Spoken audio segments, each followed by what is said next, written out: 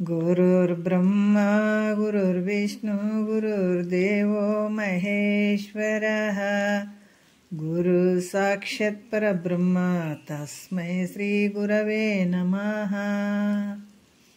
ध्यान मूलो गुरु मूर्ति पूज्य मूलो गुरु पाद मंत्र मूलो गुरु वाक्य मुक्ति मूलो गुरु कृपा।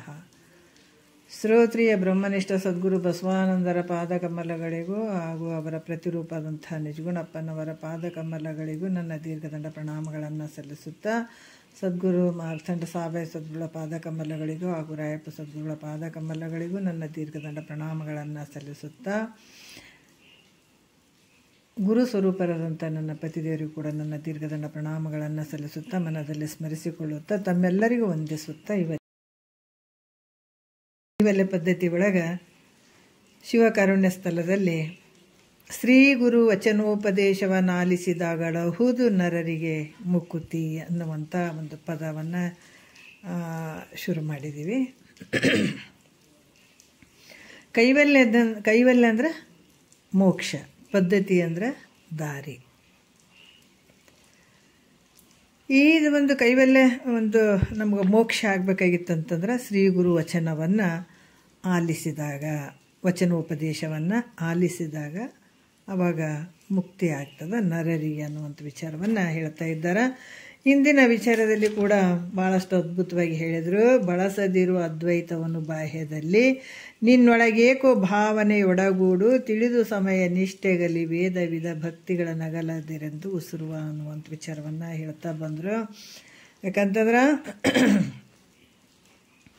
ಇಲ್ಲಿ ಕೂಡ ಏನು ಹೇಳ್ತಾರೆ, ನಿನ್ನೊಳೇಕೋ ಭಾವನೆಯೊಡಗೂಡು ಅನ್ನುವಂಥದ್ದು. ಹೊರಗೆ ಹುಡ್ಕಕ್ಕೆ ಹೋಗ್ಬಿಡಪ್ಪ, ಬಳಸದಿರೋ ಅದ್ವೈತವನ್ನು ಇಲ್ಲಿ. ಯಾಕಂದ್ರೆ ಅದ್ವೈತವಾಗಿರುವಂಥದ್ದು ಸತ್ತು ಚಿತ್ತು ನಿತ್ಯ ಆನಂದ ಪೂರ್ಣ ಲಕ್ಷಣಗಳಿಂದ ಕೂಡಿದಂಥ ಪರಮಾತ್ಮನನ್ನು ಹೊರಗೆ ಹುಡುಕಬೇಡ ಅನ್ನುವಂಥದ್ದು.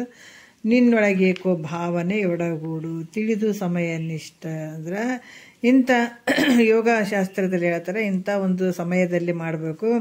ಪ್ರಾತಃ ಕಾಲ, ಮಧ್ಯಾಹ್ನ ಕಾಲ, ಸಾಯಂಕಾಲ ಮತ್ತು ನಿದ್ರಾ ಸಮಯ ಅಂತ 5 ಕಾಲಗಳನ್ನು ಹೇಳಿದ್ದಾರೆ. ಅವುಗಳನ್ನು ತಿಳ್ಕೊಂಡು ಗುರು ಮುಖಾಂತರ ಇವುಗಳನ್ನು ತಿಳ್ಕೊಂಡು ಇದನ್ನು ಅನುಷ್ಠಾನ ಮಾಡ್ತಾ ಬಂದ್ರೆ ಇದು ಮನಸ್ಸು ಏಕಾಗ್ರತೆ ಬರುವಂಥದ್ದು. ಮತ್ತು ವೇದ ವಿಧ ಭಕ್ತಿಗಳನ್ನು ಅಗಲದಿರು ಅಂತ ಹೇಳ್ತಾರೆ. ಇಲ್ಲಿ ಕೂಡ ವೇದಗಳಲ್ಲಿ ಹೇಳಿದಂಥ ಒಂದು ಶ್ರವಣ ಕೀರ್ತನ ಭಕ್ತಿ, ನವವಿಧ ಭಕ್ತಿಗಳನ್ನು ಬಿಡಬೇಡ. ಶ್ರವಣ, ಅರ್ಚನ, ವಂದನ. ಯಾಕಂದ್ರೆ ಶ್ರವಣ ಭಕ್ತಿ, ಅರ್ಚನ ಭಕ್ತಿ, ವಂದನ ಭಕ್ತಿ, ಕೀರ್ತನ ಭಕ್ತಿ, ಸ್ಮರಣ ಭಕ್ತಿ, ಸಖ್ಯ ಭಕ್ತಿ, ದಾಸ್ಯ ಭಕ್ತಿ, ಪಾದ ಸೇವನ ಭಕ್ತಿ, ಆತ್ಮನಿವೇದನ ಅಂತ ಈ 9 ಏನು ನವವಿಧ ಭಕ್ತಿಗಳು ಅದಾವಲ್ಲ, ಅವನ್ನ ಬಿಡಕ್ಕೆ ಹೋಗಬೇಡ. ಅದಕ್ಕೆ ವೇದಗಳಲ್ಲಿ ಹೇಳಿದಂಥ ಇವು ನವವಿಧ ಭಕ್ತಿಗಳನ್ನು ಬಿಡಬೇಡ ಅಂತ ಹೇಳುವಂಥದ್ದು. ಶ್ರೀ ಗುರು ವಚನ ಉಪದೇಶವನ್ನು ಕೇಳಿದಾಗಲೇ ಮುಕ್ತಿ ಆಗ್ತದಪ್ಪ ಅಂತ ಹೇಳ್ತಾರೆ. ಇವನ್ನೆಲ್ಲ ಗುರು ಮುಖಾಂತರನೇ ತಿಳ್ಕೊಳ್ಬೇಕಾದಂಥದ್ದು ಅಂತ ಹೇಳಿ 5ನೇ ನುಡಿಯಲ್ಲಿ ಹೇಳ್ತಾರೆ. ಏನು ಹೇಳ್ತಾರೆ, ಇದು ಯೋಗ ಪ್ರತಿಪಾದನಾ ಸ್ಥಳದ ಸಂಕ್ಷಿಪ್ತವಾದಂಥ ವಿಚಾರಗಳನ್ನು ಹೇಳಿದರು. ಈಗ ಜ್ಞಾನ ಪ್ರತಿಪಾದನಾ ಸ್ಥಳದ ವಿಚಾರವನ್ನು ಹೇಳ್ತಾರೆ. ಏನು ಹೇಳ್ತಾರೆ, 5ನೇ ಒಂದು ನುಡಿಯಲ್ಲಿ ಹೇಳ್ತಾರೆ, 6 ನಾನೆಂದು ವಿಚಾರಿಸು ವಿಷಮ ಸಂಸಾರವಿದನು ಕನಸೆಂದು ಅರಿ ಮಾರಮರ್ದನ ಶಂಭು ಲಿಂಗವನ್ವಲಿಸಿ ಗಂಭೀರ ಸುಖದೋಳಿರೆಂದರುಪುವ ಅಂತ ಇದು 5ನೇ ನುಡಿ. ಏನು ಹೇಳ್ತಾರೆ, 6 ನಾನೆಂದು ವಿಚಾರಿಸು. ಯಾರು ನಾನು ಅನ್ನುವಂಥ ಪ್ರಶ್ನೆ ಬಂತು ನೋಡ್ರಿ. ಇಲ್ಲಿ ಇಷ್ಟೆಲ್ಲ ಮಾಡ್ಕೊಂಡು ಬಂದ ಮೇಲೆ ಕೊನೆಯ ಪ್ರಶ್ನೆ ಏನಂದ್ರೆ, ನಾನು ಯಾರಿದ್ದೀನಿ ಅನ್ನುವಂಥದ್ದಕ್ಕೆ ಉತ್ತರ ಹುಡುಕುವಂಥದ್ದು. ಅಲ್ಲಿ ತನಕ ಇವಾಗ ಏನು ಹೊಲ ಸ್ವಚ್ಛ ಮಾಡ್ದಂಗೆ ಆಯ್ತು. ಈಗ ಬೆಳೆ ಹಾಕುವಂಥದ್ದು ನೋಡ್ರಿ. ಏನು ಹೇಳ್ತಾರೆ, 6 ನಾನೆಂದು ವಿಚಾರಿಸು, ನಾನು ಯಾರು ಇದ್ದೇನು ಅನ್ನುವಂಥದ್ದನ್ನು ವಿಚಾರ ಮಾಡುವಂಥದ್ದು. ಯಾಕಂತಂದ್ರೆ ಮುಖ್ಯವಾಗಿರುವಂಥದ್ದು ಮನುಷ್ಯ ಹುಟ್ಟಿ ಬಂದ ನಂತರ ತಿಳ್ಕೊಳ್ಬೇಕಾದಂಥದ್ದು ಮೊದಲ ಕೆಲಸ ಯಾವುದಂದ್ರೆ ಯಾರು ನಾನು ಇದ್ದೀನಿ ಅನ್ನುವಂಥದ್ದನ್ನೇ ತಿಳ್ಕೊಳ್ಬೇಕಾದಂಥದ್ದು. ಅದಕ್ಕೆ ಈ ಶರೀರದಲ್ಲಿ ಇದ್ಕೊಂಡು ನಾನು ಅಂತ ಅಂತೀನಿ ಅಂದರೆ ನಾನು ಅನ್ನುವಂಥವನು ಯಾರು, ಇಷ್ಟೆಲ್ಲ ವ್ಯವಹಾರ ಮಾಡುವಂಥವನು ಯಾರು? ಭಾಳಷ್ಟು ಜನ ಹೇಳ್ತಾರೆ. ಎಲ್ಲದಕ್ಕೂ ನಾನು ಮಾಡಿದೆ, ನಾನು ಓದೆ, ನಾ ಉಂಡೆ, ನಾನು ತಿಂದೆ, ಪ್ರತಿಯೊಂದಕ್ಕೂ ನಾನು ನಾನು ಅಂತ ಇಲ್ಲಿ ವ್ಯವಹಾರ ಮಾಡ್ತಾನೆ. ಅಂದರೆ ಈ ನಾನು ಅನ್ನೋನು ಯಾರು?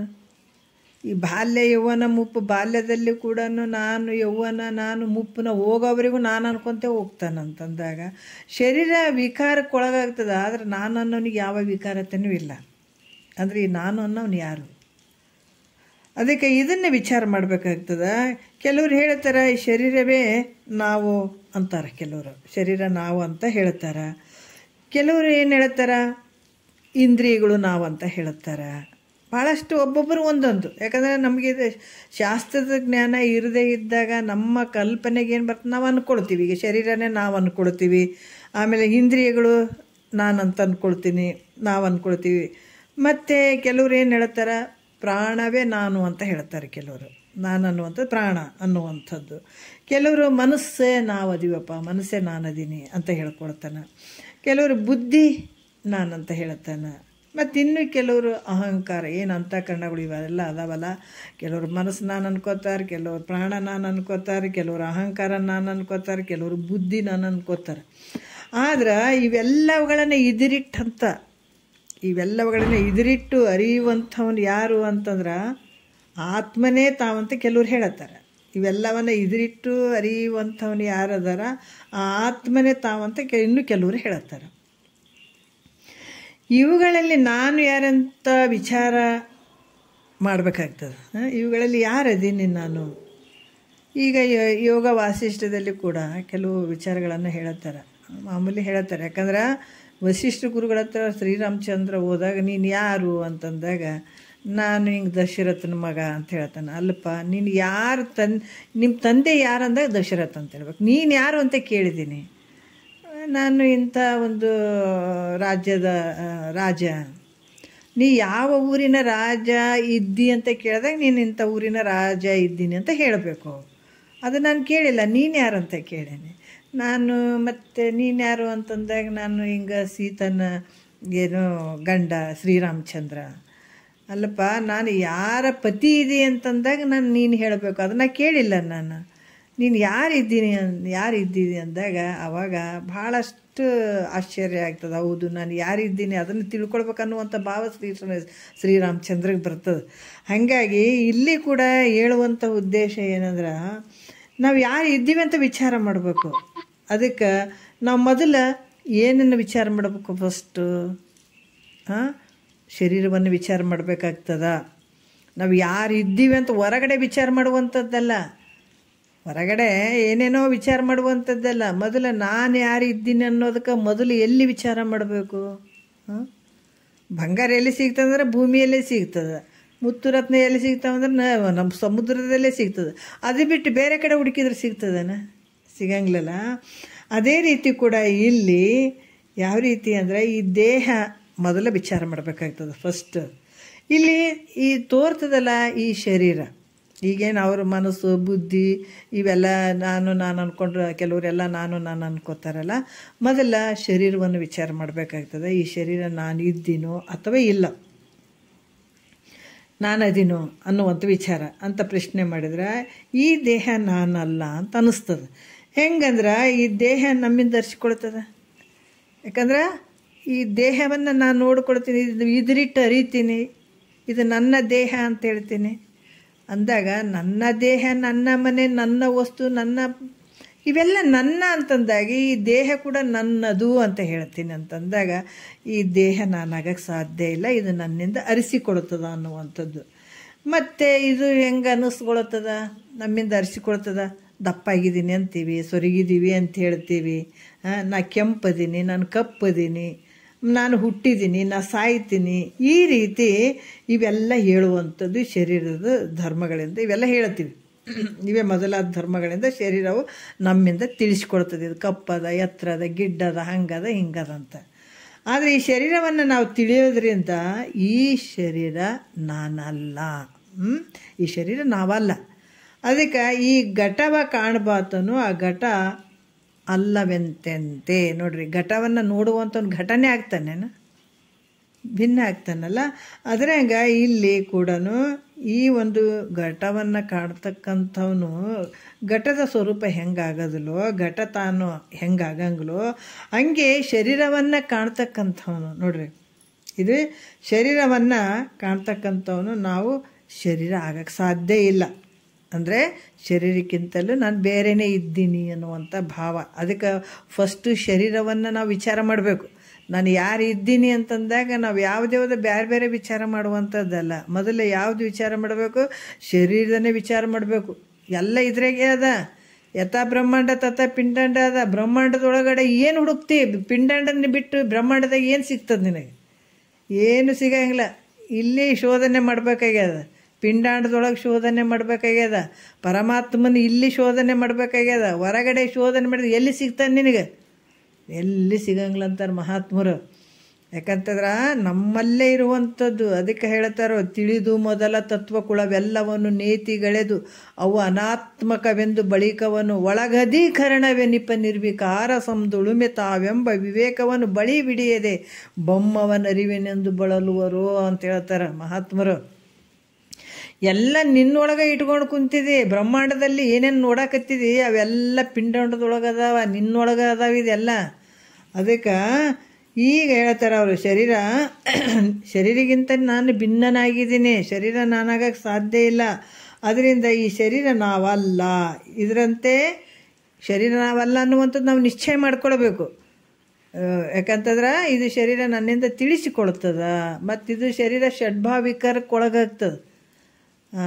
ಇದು ಏನಾಗ್ತದೆ? ಅಸ್ಥಿತೆ, ಜಾಯತೆ, ವಿವರ್ಧತೆ, ಪರಿಣಮತೆ, ಈ ಏನಂತರ ಅಪೇಕ್ಷೆಯತೆ, ವಿನಶ್ಯತೆ ಅಂತ ಷಡ್ಭಾವಿಕರಕ್ಕೆ ಒಳಗಾಗುವಂಥ ಈ ಶರೀರ ನಾನಾಗಕ್ಕೆ ಸಾಧ್ಯ ಇಲ್ಲ ಅನ್ನುವಂಥದ್ದು. ಮತ್ತು ಇದೇ ರೀತಿ ಮತ್ತೇನು ತಿಳ್ಕೊಬೇಕು ನೋಡ್ರಿ? ನಮ್ಮ ಒಳಗೆ ಅದಾವ ನೋಡ್ರಿ. ನಮ್ಮೊಳಗೆ ಓಸು ಕುಂತ ಇವನ್ನ ವಿಚಾರ ಮಾಡ್ಬೇಕು ನಾವು ಮೊದಲ. ಇವನ್ನ ಬಿಟ್ಟು ಬೇರೆ ಬೇರೆ ವಿಚಾರ ಮಾಡ್ತೀನಿ ಅಂದ್ರೆ ಸಿಗಂಗಿಲ್ಲ. ಅದಕ್ಕೆ ಮತ್ತು ಇಂದ್ರಿಯಗಳು, ಇದ್ರ ಕತ್ತಿ ಏನಪ್ಪ? ಶರೀರ ಅಂತೂ ನಾನು ಅಲ್ಲಿ, ಇದ್ರೊಳಗಿಡಿರುವಂಥ ಇಂದ್ರಿಯಗಳು ಇವು ಕೂಡ ನಾವಲ್ಲ. ಯಾಕಂದ್ರೆ ಇವು ಕೂಡ ಆದರೂ ನಮ್ಗೆ ಅರಿಸಿಕೊಳ್ತಾವೆ.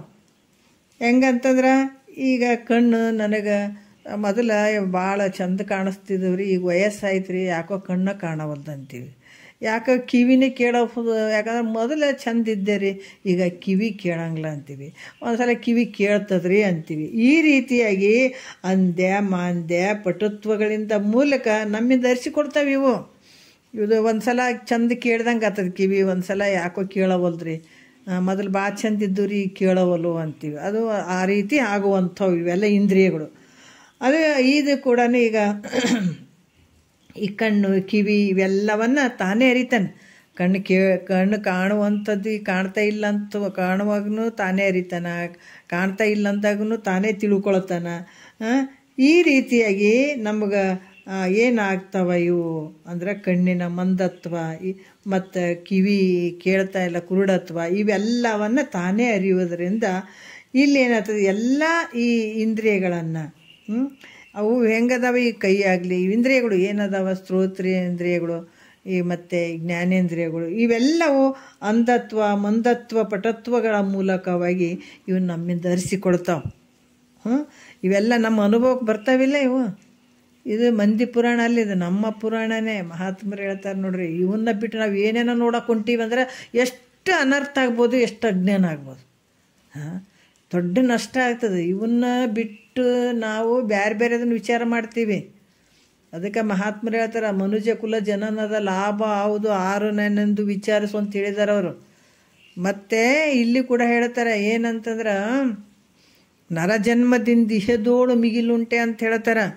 ಎಲ್ಲ ಜೀವರಾಶಿಗಳು ಅದಾವೆ, ಎಲ್ಲಕ್ಕಿಂತನೂ ನಿನಗೆ ದೊಡ್ಡ ಶಕ್ತಿ ಅದ.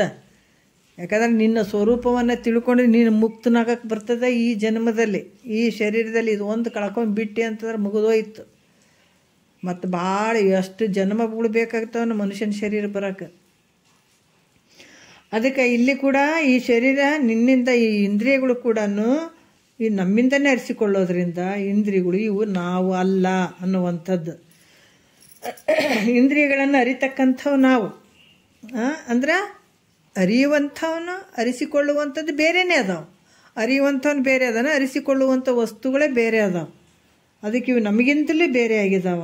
ಹಂಗಂದ್ರೆ ನಾವು ಪ್ರಾಣ ನಾವು ಅನ್ಬೋದೇನ್ರಿ ಅಂತಂದ್ರೆ ಪ್ರಾಣ ಕೂಡ ನಾವಲ್ಲ. ಯಾಕಂದರೆ ಇಂದ್ರಿಯಗಳು ಶರೀರ ನಾವಲ್ಲ ಅಂತೀವಿ, ನಾವು ಹ್ಞೂ ಅಂತೀವಿ. ಆಮೇಲೆ ಪ್ರಾಣ ಇವು ಏನು ಇಂದ್ರಿಯಗಳು ನಾವಲ್ಲ ಅಂದ್ರೆ ಮತ್ತು ಈಗ ನಮ್ಮ ಅನುಭವಕ್ಕೆ ಬರಕತ್ತೇವೆ. ಖರೇನೆ ಅವು ಒಂದು ಕಾಲದಾಗಿದ್ದಂಗೆ ಇನ್ನೊಂದು ಕಾಲಕ್ಕೆ ಇರಂಗಿಲ್ಲ. ಈ ಕಣ್ಣು ಕಿವಿ ಮೂಗು ಕೇಳಕತ್ತೇವಪ್ಪ, ಚಂದ ಕೇಳಕತ್ತೇವ ಅಂದ್ರೆ ಒಂದು 2 ತಿಂಗಳ ಹಿಂದೆ ಚಂದ ಕೇಳ್ದಂಗೆ ಆಯಿತು, ಈಗ ಕೇಳವಲು ಅಂತೀವಿ, ಮತ್ತು ಕೇಳ್ದಂಗೆ ಆಯಿತು. ಹಿಂಗೆ ಹೆಚ್ಚು ಕಮ್ಮಿ ಆಗಿರುವಂಥದ್ದು. ಅದಕ್ಕೆ ಇವನ್ನ ನಾವೇ ಅರ್ಥಕೊಳ್ತೀವಲ್ಲ, ಇಂದ್ರಿಯಗಳು ನಾವಲ್ಲ. ಮತ್ತು ಪ್ರಾಣವಾಯುಗಳು ಅದರ ಇರ್ಬೋದಲ್ಲ, ಪ್ರಾಣವನ್ನ ಅದು ಕೂಡ ನಾವಲ್ಲ. ಯಾಕಂದರೆ ಇದು ಈ ಕಂಬಾರ ಏನು ಇದು ಮಾಡ್ತಾನೆ ನೋಡ್ರಿ, ಕಬ್ಬಿಣಗಳು ಬಡಿಬೇಕಾದಾಗ ಹಿಂಗೆ ಅದು ತಿದಿ ಅಂತೆ ಬರೀ ಉಸಿರಾಡುವಂಗೆ ಜಡವಾಗಿರುವಂಥದ್ದು, ಬರೀ ಉಸಿರಾಡ್ತದೆ ಅದು. ಹಿಂಗೆ ಅಲ್ಲಿ ಗಾಳಿ ಹಿಂಗೆ ಹೋಗೋದು ಬರೋದು ಮಾಡ್ತಿರ್ತಾನೆ ನೋಡಿ, ತಿದಿ ಹಂಗೆ. ಅದ್ರಂಗೆ ಈ ಶರೀರದಲ್ಲಿ ಉಸಿರಾಡುವಂಥದ್ದು ಕೂಡ ಹೆಂಗೈತೆ ಅಂದರೆ ಜಡವಾಗ್ಯದದು, ಉಸಿರಾಡ್ತದೆ ಜಡ. ಇದಾದರೂ ಕೂಡ ಇದು ಕೂಡ ನಮ್ಮಿಂದ ಅರಿಸಿಕೊಳ್ಳುತ್ತದೆ. ಯಾಕಂದರೆ ಈ ಪ್ರಾಣ ಉಸಿರಾಟ ತಗೊಳ್ಳುವಂಥದ್ದು ಮತ್ತು ಬರುವಂಥದ್ದು ಹೋಗುವಂಥದ್ದು ಗಮನ ನಾವೇ ತಿಳ್ಕೊಳ್ತೀವಿ. ಇದು ಕೂಡ ಅರಿಸಿಕೊಳ್ಳುತ್ತದೆ. ಇದನ್ನು ಇದರಿಟ್ಟು ಅರಿಯುವಂಥ ನಾವು ಇದಕ್ಕಿಂತಲೂ ಭಿನ್ನವಾಗಿ ಇದನ್ನು ಕೂಡ ತಿಳಿಸಿಕೊಳ್ಳುವಂಥದ್ದೇ. ಇದು ಕೂಡ ನಾವು ಆಗಂಗಿಲ್ಲ ನೋಡ್ರಿ. ಇಲ್ಲೇ ವಿಚಾರ ಮಾಡಬೇಕು, ಮತ್ತು ಬೇರೆ ಏನಾರ ವಿಚಾರ ಮಾಡೋಕೆ ಹೊರಗೆ ಹೋಗಿ ವಿಚಾರ ಮಾಡುವಂಥದ್ದಲ್ಲ ಇದು. ಇಂದ್ರಿಯಗಳು ನಾವಲ್ಲ, ಶರೀರ ನಾನಲ್ಲ ಅಂತ ತಿಳ್ಕೊಂಡಿವಿ, ಇಂದ್ರಿಯಗಳು ನಾವಲ್ಲ ಅಂತ ತಿಳ್ಕೊಂಡಿವಿ. ಈ ಪ್ರಾಣವಾಯು ಕೂಡ ನಾನೇನು ಅಂದ್ರೆ ಅದನ್ನು ನಾನಲ್ಲ, ಯಾಕಂದ್ರೆ ಅದು ತಿಳಿಸಿಕೊಳ್ತದೆ ಅದನ್ನು. ಮತ್ತು ಹಾಗಾದ್ರೆ ಮನಸ್ಸು ನಾವೇನ್ರಿ ಇಲ್ಲಿ ಹುಡ್ಕಕತ್ತೀವಿ, ಎಲ್ಲೆಲ್ಲ ಐತಂತ ನೋಡ್ರಿ, ಹುಡ್ಕಕ್ಕಸ್ತಾರ ಮಹಾತ್ಮರು. ಅದಕ್ಕೆ ಮನಸ್ಸು ನೀನೇನು ನೋಡಿ, ಇಂಥದ್ರ ಮಧ್ಯೆ ನಾವು ಕಳ್ಕೊಂಡ್ಬಿಟ್ಟಿವಿ, ಇಲ್ಲಿ ನಮ್ಮನ್ನು ನಾವು ಕಳ್ಕೊಂಡ್ಬಿಟ್ಟಿವಿ. ಬೇರೆ ಏನೋ ಕಳೆದಂತ ಹುಡುಕ್ಯಾಡಕತ್ತೀವಲ್ಲ, ಮಹಾತ್ಮರು ನಗ್ತಾರೆ ನಮಗೆ. ಅಯ್ಯೋ ಏನು ಕಳೆದಂತ ಏನೋ ಕಳ್ಕೊಂಡು ನಿಂತಿದ್ದೆ, ನಷ್ಟ ಮಾಡ್ಕೊಂಡು ನಿಂತಿದ್ದೆ, ಬಾಹ್ಯದಲ್ಲಿ ಏನೇನೋ ಮಾಡಿ ನಿಂತಿದ್ದೆಪ್ಪ, ನಿನ್ನೊಳಗೆ ನೀನೇ ಕಳ್ಕೊಂಡ್ಬಿಟ್ಟಿದೆ, ನಿನ್ನ ಅನರ್ಥ ನೀನೇ ಮಾಡ್ಕೊಂಡಿದ್ದಿ, ನಿನ್ನ ನಷ್ಟತೆ ನೀನೇ ಮಾಡ್ಕೊಂಡಿದ್ದಿ, ಹುಡುಕು ನೀನು ಎಲ್ಲಿ ಅಡಗಿದೆ ಅನ್ನುವಂಥದ್ದು ಹೇಳ್ತಾ ಇದ್ದಾರೆ. ಯಾವ ರೀತಿ ಮನಸ್ಸರ ನಾವೇನು ಅನ್ಬೋದೇನೋ ಅಂತಂದ್ರೆ ಮನಸ್ಸು ಕೂಡ ನಾವಲ್ಲಪ್ಪ. ಯಾಕಂತಂದ್ರೆ ಮನಸ್ಸು ಕೂಡ ಏನಾದದು ಕಾಮ, ಕ್ರೋಧ, ಮದ, ಮಾತ್ಸರ್ಯ ಇವು ಅರಿಷಡ್ ವರ್ಗಗಳಿಂದ ಕೂಡ್ಯದ. ಇದ್ರಾಗ ಇವು ಮನಸ್ಸಿನ ಮಕ್ಕಳು ಅಂತ ಹೇಳ್ತಾರೆ. ಈ ಮನಸ್ಸಿದ್ದಲ್ಲಿ ಇವು ಇದ್ದೇ ಅದಾವ, ಇವು ಅರಿಷಡ್ ವರ್ಗಗಳು. ಅದಕ್ಕೆ ಇವು ಕೂಡ ನಿನ್ನಿಂದ ತಿಳಿಸಿಕೊಳ್ತದ. ಈ ಮನಸ್ಸು ಕೂಡ ನಿನ್ನಿಂದ ತಿಳಿಸಿಕೊಳ್ತದ. ಇದು ವಿಕಲ್ಪ ಮಾಡ್ಕೊಳ್ಳುವಂಥ ಮನಸ್ಸು, ಇದು ನಿನ್ನಿಂದ ತಿಳಿಸ್ಕೊಳ್ತದ. ಈಗ ಭಾಳಷ್ಟು ನೋಡ್ರಿ, ನನಗೆ ಭಾಳ ಸಿಟ್ಟು ಬಂದದ್ರಿ ಅಂತ ಹೇಳ್ತೀವಿ, ಹೌದಿಲ್ಲ? ಆದ್ರೆ ಭಾಳ ಸಿಟ್ಟು ಬಂದದ, ನನ್ನನ್ನು ತಡಿಬೇಡ್ರಿ ಅಂತೀವಿ ಸಿಟ್ಟು ಬಂದಾಗ. ಹಿಂಗೆ ಹೇಳೋದ್ರಿಂದ ಸಿಟ್ಟನ್ನು ಕೂಡ ನೀನೇ ಅರಿತೀವಿ, ಈ ಕ್ರೋಧವನ್ನು ಕೂಡ ನೀನೇ ತಿಳ್ಕೊತಿದ್ದಿ. ಈ ಪ್ರಕಾರ ಮನಸ್ಸು ಏನಪ್ಪ ಅಂದ್ರೆ ಕಾಮ ಕ್ರೋಧಾದಿಗಳಿಂದ ತಿಳಿಸಿಕೊಳ್ಳುವಂಥದ್ದೈತಿದು, ಅರಿಸಿಕೊಳ್ಳುವಂಥದ್ದೈತೆ. ಅದಕ್ಕೆ ಈ ಮನಸ್ಸು ಕೂಡ ನಾವು ಅಲ್ಲ. ಮತ್ತು ಎಲ್ಲಿ ಅದನ್ರಿ ಆತ ನಾನನ್ನವನು ಎಲ್ಲಿ ಅಡಿಗೆ ನೋಡ್ಬೇಕೀಗ. ಗುರುಗಳು ಇಷ್ಟೆಲ್ಲ ಯಾಕೆ ಹೇಳಕತ್ತಾರಂದ್ರೆ ನಾನನ್ನವ್ನು ಹುಡುಕ್ಲಕ್ಕೆ ಇಲ್ಲಿ ಒಳಗೆ ಏನು ಕುಂತಾನಲ್ಲ ಈತ, ಎಲ್ಲಿ ಅಡಿಗೆನಂತ ಹೇಳಿ ತೋರ್ಸಕ್ಕೆ ಇಷ್ಟೆಲ್ಲ ಬಂದು ನೋಡ್ರಿ. ಯಾಕಂದ್ರೆ ಕಳ್ಕೊಂಡ್ಬಿಟ್ಟಿವಿ, ನಮ್ಮನ್ನು ನಾವೇ ಕಳ್ಕೊಂಡ್ಬಿಟ್ಟಿದ್ದೀವಿ. ಅದಕ್ಕೆ ನಿಂದು ನೀ ಮೊದಲು ಹುಡ್ಕೊಳಪ್ಪ ಹೇಳ್ತಾರೆ. ಇಲ್ಲಿ ಮನಸ್ಸು ನೀನೇನು ಅಂತ, ಮನಸ್ಸು ನಾನು ಅಲ್ಲ ಅಂತ ಹೇಳಿದರು. ಯಾಕಂದ್ರೆ ಮನಸ್ಸನ್ನು ಕೂಡ ಇದರಿಟ್ಟು ಅರಿಯುವಂಥವು ನಾವದಿ. ನಮಗೆ ಏನಂದ್ರೆ ಅನುಭವಕ್ಕದಾವ. ಯಾಕೋ ನನಗೆ ಮನಸ್ಸು ಬರೋಲ್ದ್ರಿ, ನನಗೆ ಯಾಕೋ ಹೆಂಗೋ ಆಗಕತ್ತಿದ್ರಿ, ನಾನು ಅಲ್ಲಿಗೆ ಹೋಗ್ಬೇಕ್ರಿ ಇಲ್ಲಿಗೆ ಹೋಗ್ಬೇಕು, ನನ್ನ ಮನಸ್ಸು ಹಿಂಗೆ ಅನ್ನಕತ್ತಿದ್ರಿ, ಯಾಕೋ ಮನಸ್ಸು ಇವತ್ತು ನನ್ನ ಮನಸ್ಸು ಭಾಳ ಸಮಾಧಾನದಿಂದ ಐತ್ರಿ ಅಂತ ಹೇಳ್ತೀವಿ. ಅಂದಾಗ ಮನಸ್ಸಿಗಿಂತ ನೀ ಬೇರೆ ಇದಿಲ್ಲ. ನಾವು ಗುರು ಹೇಳಿದ ಮೇಲೆ ಸ್ವಲ್ಪ ಅನುಭವಕ್ಕೆ ತೊಗೊಳ್ಬೇಕಿಂತವೆಲ್ಲ. ಮತ್ತು ಇದರಂತೆ ಬುದ್ಧಿ ನೀನೇನು ಅಂದ್ರೆ ಈ ಬುದ್ಧಿ ಕೂಡ ನೀನಲ್ಲ ನೋಡ್ರಿ. ಈ ಬುದ್ಧಿ ಹೆಂಗದಂದ್ರೆ ಇದು ಆತ್ಮನಿಗೆ ವರ್ತನೆ ಮಾಡ್ತದೆ ನಮ್ಮ ಶರೀರದಾಗ. ಅಂದ್ರೆ ಇದು ಅರಿವು ಮರುವುಗಳಿಂದ ಅರಿಸಿಕೊಳ್ತದೆ ಇದು. ಈ ಬುದ್ಧಿ ಕೂಡ ಹೆಂಗದಂತಂದ್ರೆ ಅರಿವು ಮರಿವುಗಳಿಂದ. ನನ್ನ ಅರಿವು ಎಲ್ಲೋಗಿತ್ತೇನ್ರಿ, ನನ್ನ ಬುದ್ಧಿ ಎಲ್ಲೋಗಿತ್ತೇನು ನೋಡ್ರಿ ಅಂತೀವಿ. ಏನಾರು ಇದ್ದಾಗ ಇಲ್ಲರಿ ನನ್ನ ಬುದ್ಧಿ ಎಲ್ಲೋಗಿತ್ತೇನ್ರಿ, ನನಗೆ ಅರ್ಥನೇ ಆಗಲಿಲ್ಲ ನೋಡ್ರಿ, ನನಗೆ ತಿಳಿಲೇ ಇಲ್ಲ ನೋಡ್ರಿ, ನನಗೆ ಮರು ಬಂದಿತ್ತು ನೋಡ್ರಿ, ಹಿಂಗೆಲ್ಲ ಹೇಳ್ತೀವಲ್ಲ. ಅದಕ್ಕೆ ಇಲ್ಲೇನು ಹೇಳ್ತಾರ, ಅರಿವು ಮರಿವುಗಳಿಂದ ಅರಿಯಿಸಿಕೊಳ್ಳುವಂಥದ್ದು ಯಾವುದು, ಇದು ಬುದ್ಧಿ ಐತೆ. ಅದಕ್ಕೆ ಇಲ್ಲಿ ಈ ರೀತಿ ಬುದ್ಧಿಯನ್ನು ಕೂಡ ನೀನು ಹೆಂಗೆ ಮಾಡ್ತಿದ್ದಿ, ಇದರಿಟ್ಟು ಅರಿತಿದ್ದಿ. ಅದಕ್ಕೆ ಈ ಬುದ್ಧಿ ನಾವಲ್ಲ ನೋಡ್ರಿ. ಏನಾಯಿತು, ಶರೀರ ನಾನಲ್ಲ ಅಂದ್ರು ಅದನ್ನು ಬಿಸಾಕಿಬಿಡೋದು. ಈಗ ಗುರುಗಳು ಹಂಗೆ ಹೇಳಕತ್ತೇರಿ, ನಾ ಹಿಂಗೆ ಕೇಳಕತ್ತೀನಿ ರೀ, 10 ವರ್ಷ ಆದ್ರೆ ಕೇಳಿದ್ರೆ ಯಾವ ಜ್ಞಾನ ಆಗಂಗಿಲ್ಲ. ಸ್ವಲ್ಪ ಕೇಳ್ಕೊಂಡು ಹೋಗಿ ಪರಮಾತ್ಮ ಎಲ್ಲದನ ಅಂತ ಹುಡುಕ್ಬೇಕಾಗ್ಯದ. ಮತ್ತು ನಾವು ತಿಕ್ಕಿದೀವಿ, ತೊಳೆದಿವಿ. ಹಂಗಲ್ಲ, ಇಲ್ಲಿ ತಿಕ್ಕಬೇಕಾಗ್ಯದ. ಒಳಗಡೆ ಆ ಪರಮಾತ್ಮ ಎಲ್ಲದನಂತ ಹುಡುಕಬೇಕಾಗ್ಯದ. ಅದಕ್ಕೆ ಶರೀರ ನಾನಲ್ಲ, ಇಂದ್ರಿಯಗಳು ನಾನಲ್ಲ, ಪ್ರಾಣ ನಾನಲ್ಲ, ಮತ್ತೇನು ಈ ಮನಸ್ಸು ನಾನಲ್ಲ, ಬುದ್ಧಿ ನಾನಲ್ಲ, ಮತ್ತು ಯಾರಪ್ಪ ಇರೋದು? ಅದಕ್ಕೆ ಇಲ್ಲಿ ಕೂಡ ಈ ಬುದ್ಧಿ ಇಲ್ಲಿ ಇದು ಕೂಡ ನಾನಲ್ಲ ಅನ್ನುವಂಥದ್ದು. ಹಾಗಾದ್ರೆ ಎಲ್ಲರಲ್ಲಿ ನಾನು ಅನ್ನುವಂಥ ಅಭಿಮಾನ ಮಾಡ್ತಕ್ಕಂಥ ಇದು ಅಹಂಕಾರ ಇರ್ಬೋದನ? ಎಲ್ಲದರಲ್ಲಿ ನಂದಂತಲೇ ಎಲ್ಲ ಕಡೆನೂ ಓಡಾಡ್ತದೆ ನೋಡ್ರಿ ಅದು. ಅದಕ್ಕೆ ಈ ಅಹಂಕಾರ ಏನಾದ್ರೆ ನಾವು ಅದೀವೇನು ಅಂದ್ರೆ ಈ ಅಹಂಕಾರ ಕೂಡ ನಾವಲ್ಲ. ಯಾಕಂದ್ರೆ ಅಹಂಕಾರ ಏನದಂತಂದ್ರೆ ಅಭಿಮಾನದ ಮೂಲಕ, ಅಹಂಕಾರ ಏನು ಮಾಡ್ತದ, ಅಭಿಮಾನದ ಮೂಲಕವಾಗಿ ನಮ್ಮಿಂದ ಅರಿಸಿಕೊಳ್ತದದು. ಅಭಿಮಾನದ ಮೂಲಕ ಅದು ನಾನು ಅಂಥವನು, ನಾನು ಇಂಥವನು ಅಂತ ಹೇಳ್ತೀವಲ್ಲ, ಭಾಳ ಸ್ವಾಭಿಮಾನ್ಯ ಇದೀನಿ ರೀ ಅಂತ ಹಂಗೆಲ್ಲ ಹೇಳ್ತೀವಲ್ಲ. ಈ ರೀತಿ ಅಭಿಮಾನದ ಮೂಲಕ ಅದರಿಂದ ಅಹಂಕಾರ ಕೂಡ ನಾವಾಗಕ್ಕೆ ಸಾಧ್ಯ ಇಲ್ಲ. ಮತ್ತು ಹಂಗಾದ್ರೆ ನಾವ್ಯಾರು? ಎಲ್ಲ ತೆಗೆದಾಕಿದ್ರಿ. ಈಗ ಇನ್ನು ಉಳಿದವ್ರು ಯಾರು? ಶರೀರ ನಾನಲ್ಲ ಅಂದರು, ಇಂದ್ರಿಯಗಳು ನಾನಲ್ಲ ಅಂದರು, ಪ್ರಾಣ ನಾನಲ್ಲ ಅಂದರು, ಮನಸ್ಸು ನಾನಲ್ಲ ಅಂದರು, ಬುದ್ಧಿ ನಾನಲ್ಲ ಅಂದರು, ಅಹಂಕಾರ ನಾನಲ್ಲ ಅಂದರು. ಮತ್ತು ಇನ್ಯಾರಪ್ಪ ನಮ್ಮ ಶರೀರದೊಳಗೆ ಇವೆಲ್ಲವನ್ನು ಇದರಿಟ್ಟು ಅರಿತಕ್ಕಂಥ ಯಾರು? ಇವೆಲ್ಲವುಗಳನ್ನು ಇದರಿಟ್ಟು ಅರಿಯುವಂಥವನು ಒಬ್ಬನದಾನ. ಯಾರು?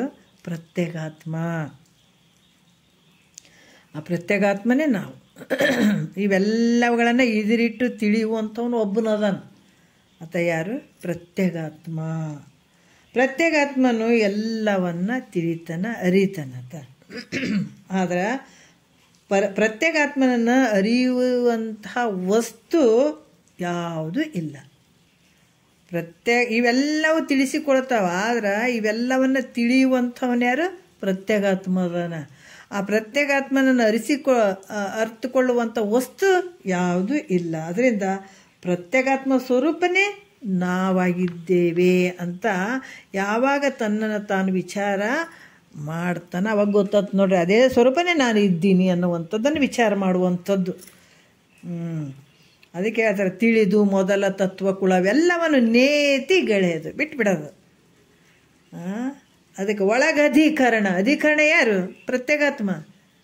ಒಳಗಧಿಕರಣವೆನಿಪ ನಿರ್ವಿಕಾರ ಸಂದುಳುಮೆ ತಾವೆಂಬ ವಿವೇಕವನ್ನು ಬಳಿಬಿಡಿಯದೆ ಅಂತ ಹೇಳ್ತಾರಲ್ಲ.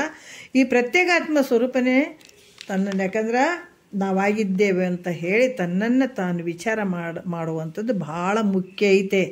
ಹೀಗೆ ವಿಚಾರ ಮಾಡಿದಾಗ ದೇಹವೇ ಮೊದಲು ಮಾಡಿಕೊಂಡು ಅಹಂಕಾರದ ಪರ್ಯಂತರ ಎಲ್ಲವೂ ಹೆಂಗದವ? ತೊಂಪದದ ವಾಚ್ಯಾರ್ಥದವ. ಈ ಜೀವಾತ್ಮನ ಒಂದು ವಾಚ್ಯಾರ್ಥ. ತೊಂಪದದ ಇದು ವಾಚ್ಯಾರ್ಥಗಳಾಗಿರುವಂಥವು. ಪ್ರತ್ಯೇಗಾತ್ಮ ತೊಂಪದದ ಲಕ್ಷ್ಯಾರ್ಥ ಆಗಿದಾನ. ಇವೆಲ್ಲ ತೊಂಬು ಪದದ ಏನು ವಾಚ್ಯಾರ್ಥಗಳಾಗಿರುವಂಥದ್ದು. ಈ ಪ್ರತ್ಯೇಗಾತ್ಮ ಅನ್ನುವಂಥದ್ದು ತೊಂಪದದ ಲಕ್ಷ್ಯಾರ್ಥನಾಗಿರುವಂಥದ್ದು. ಇದು ಸತ್ಯ ಅಂತ ಹೇಳ್ತಾರೆ. ಇನ್ನೊಂದು ಹೇಳ್ತಾರ, ತತ್ ಪದ. ತತ್ ಅರ್ಥರೂಪ. ಯಾಕಂದ್ರೆ ಶಂಭುಲಿಂಗ. ತತ್ ತೊಂ ಅಂತಂದ್ರೆ, ತತ್ ಅಂದ್ರೆ ಜೀವಾತ್ಮ, ತೊಂ ಅಂದ್ರೆ ಪರಮಾತ್ಮ. ಆ ಶಂಭುಲಿಂಗ ತತ್ ಅಂದ್ರೆ. ಇದೇ ಶಂಭುಲಿಂಗನ ವಿಚಾರವನ್ನು ಹೇಳ್ತಾರ. ಹೆಂಗಂದ್ರೆ ಮತ್ತೆ ಮಾರಮರ್ದನ ಶಂಭುಲಿಂಗವ ಅಂತ ಹೇಳ್ಯಾರ ಅವರು. 6 ನಾನೆಂದು ವಿಚಾರಿಸು ವಿಷಮ ಸಂಸಾರ ಇದು ಕನಸಂತ ತಿಳ್ಕೊಳ್ರಿ ಅಂತ ಹೇಳಿದಾರ ಅವರು. ಏನು ಹೇಳಿದಾರ? ವಿಷಮ ಸಂಸಾರ 6 ನಾನೆಂದು ವಿಚಾರಿಸು ಮತ್ತು ಇನ್ನೂ ಒಂದು ಹೇಳ್ತಾರೆ ಅವರು ಯಾವ ರೀತಿ ಅಂತಂದರೆ ಮಾರಮರ್ದನ ಶಂಭುಲಿಂಗವನ ಒಲಿಸಿ ಅನ್ನುವಂಥದ್ದು ಕೂಡ ಇಲ್ಲಿ ಕೂಡ ಹೇಳ್ತಾರೆ. ಈ ವಿಷಮ ಸಂಸಾರ ಕನಸಂತ ಅರಿರಿ ಅಂತ ಹೇಳಿದಾಗ ಯಾವ ವಿಷಮ ಸಂಸಾರ ಅನ್ನುವಂಥದ್ದು ಇಲ್ಲಿ ಮುಂದೆ ಕೂಡ ಹೇಳ್ತಾರೆ. ಅವರು ತತ್ ಪದದ ವಿಚಾರ ಹೇಳ್ತಾರೆ ಮೊದಲು ಅವರು ಯಾವ ರೀತಿ ಅಂತಂದ್ರೆ ಮಾರಮರ್ದನ ಶಂಭುಲಿಂಗವ ಅಂತಂದ್ರೆ ಈ ಮನ್ಮಥನನ್ನು ಸಂಹಾರ ಮಾಡಿದಂಥ ಪರಮಾತ್ಮ ಅನ್ನುವಂಥದ್ದು ಅರ್ಥ. ಯಾಕಂದ್ರೆ ಮಾರಮರ್ದನ ಅಂದ್ರೆ ಮನ್ಮಥನನ್ನು ಸಂಹಾರ ಮಾಡಿದಂಥ ಪರಮಾತ್ಮ ಹಿಂಗೆ ಹೇಳುವುದರಿಂದ ಏನಾಗ್ತದ ತತ್ ಪದದ ವಾಚ್ಯಾರ್ಥವನ್ನು ಹೇಳ್ದಂಗೆ ಆಗ್ತದೆ. ಇದು ಈ ಥರ ಹೇಳೋದಂತಂದ್ರೆ ಮಾರಮರ್ದನ ಶಂಭುಲಿಂಗ ಅಂದ್ರೆ ವಾಚ್ಯಾರ್ಥ ಪದದಲ್ಲಿ ಹೇಳಿದ್ದಾರೆ ಅವರು, ವಾಚ್ಯಾರ್ಥ ಅರ್ಥವನ್ನು ಹೇಳಿದ್ದಾರೆ ಅವರು. ಆದ್ರೆ ಪರಬ್ರಹ್ಮ ಸ್ವರೂಪನಾದಂಥ ಪರಮಾತ್ಮನಿಗೆ ಪರಬ್ರಹ್ಮ ಸ್ವರೂಪನಾದಂಥ ಪರಮಾತ್ಮನಿಗೆ ಏನು ಕೂಡ್ತಲ್ಲಿ ಮಾಯ ಉಪಾಧಿ ಆಗಿಬಿಡ್ತಲ್ಲಿ. ಮಾಯ ಉಪಾಧಿ ಆದಾಗ ಅವನಿಗೆ ಏನು ಪ್ರಾಪ್ತಿ ಆಯಿತು? ಮಾಯ ಕೂಡ್ಕೊಂಡದಕ್ಕೆ ಈಶ್ವರ ಅನಿಸ್ಕೊಂಡ, ಈಶ್ವರತ್ವ ಪ್ರಾಪ್ತಿ ಆಯಿತು. ಮತ್ತು ಸರ್ವಜ್ಞತ್ವಾದಿ ಗುಣಗಳು ಪ್ರಾಪ್ತಿಯಾದಂಥವಾದು. ಮತ್ತು ಈ ಸರ್ವಜ್ಞತ್ವಾದಿ ಗುಣಗಳಿಂದ ಕೂಡಿ ಜಗತ್ತಿನ ಉತ್ಪತ್ತಿ ಸ್ಥಿತಿ, ಯಾಕಂದ್ರೆ ಈಶ್ವರ ಏನಾದ ಎಲ್ಲ ಸರ್ವಜ್ಞತ್ವಾದಿ ಗುಣಗಳು ಬಂದಾಗ ಈ ಜಗತ್ತನ್ನು ಉತ್ಪತ್ತಿ ಮಾಡಿದ, ಸ್ಥಿತಿ ಮಾಡಿದ, ಲಯ ಇವೆಲ್ಲವನ್ನು ಮಾಡುವಂಥವನಾದ ಇದೇ ಈಶ್ವರ. ಅದಕ್ಕೆ ಇವೆಲ್ಲವೂ ವಾಚ್ಯಾರ್ಥದ ಲೆಕ್ಕದಾಗ ನಡೆದಾವ. ಈಶ್ವರ ಹೆಂಗದನ? ಸರ್ವಜ್ಞತ್ವಾದಿ ಗುಣಗಳಿಂದ ಕೂಡಿದಾನ, ಈಶ್ವರತ್ವ ಪ್ರಾಪ್ತಿಯಾಗ್ಯದ, ಸರ್ವಜ್ಞತ್ವಾದಿ ಗುಣಗಳು ಕೂಡಿದಾನ. ಇವೆಲ್ಲವನ್ನು ಕೂಡಿ ಜಗತ್ತಿನ ಉತ್ಪತ್ತಿ ಸ್ಥಿತಿ ಲಯ ಮಾಡಕತ್ತಾನ ಯಾರು? ಈಶ್ವರ. ಈಶ್ವರನಿಂದ ಇವೆಲ್ಲ ನಡ್ತೇವೆ. ಇವೆಲ್ಲಿ ತೋರಕತ್ತೇವಂದ್ರೆ ವಾಚ್ಯಾರ್ಥ ಲೆಕ್ಕದಾಗ ಇವೆಲ್ಲ ತೋರಕತ್ತೇವೆ.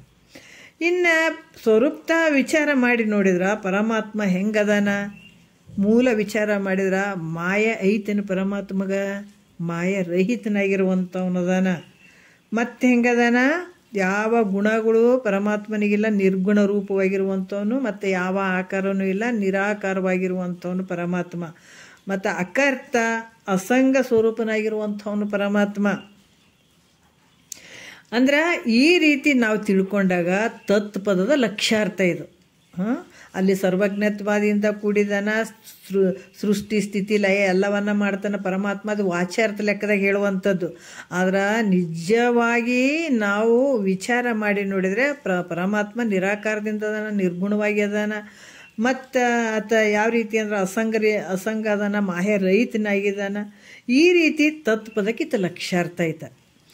ಇಂಥ ಯಾವ ಪರಮಾತ್ಮ ಅದನ್ನಲ್ಲ ಆತನ್ನು ಒಲಿಸಿ, ಈತನನ್ನು ಒಲಿಸುವಂಥದ್ದು ಅಂದ್ರೆ ತತ್ಪದಕ್ಕೆ ಲಕ್ಷ್ಯ ರೂಪನಾದಂಥ ಪರಮಾತ್ಮ, ತತ್ಪದಕ್ಕೆ ಲಕ್ಷ್ಯನಾಗಿರುವಂಥವನು, ತೊಂಪದಕ್ಕೆ ಪ್ರತ್ಯೇಗಾತ್ಮ. ತತ್ತೊಮ್ಮಸಿ ವಾಕ್ಯದ ಹೇಳಕತ್ತಾರ ಅವರು. ತೊಂಪದಕ್ಕೆ ಪ್ರತ್ಯೇಗಾತ್ಮನಾಗಿರುವಂಥದ್ದು ಈ ರೀತಿ ತಿಳಿತನಲ್ಲ. ಯಾಕಂದ್ರೆ ವಾಚ್ಯಾರ್ಥ ಲೆಕ್ಕವನ್ನು ಬಿಡುವಂಥದ್ದು.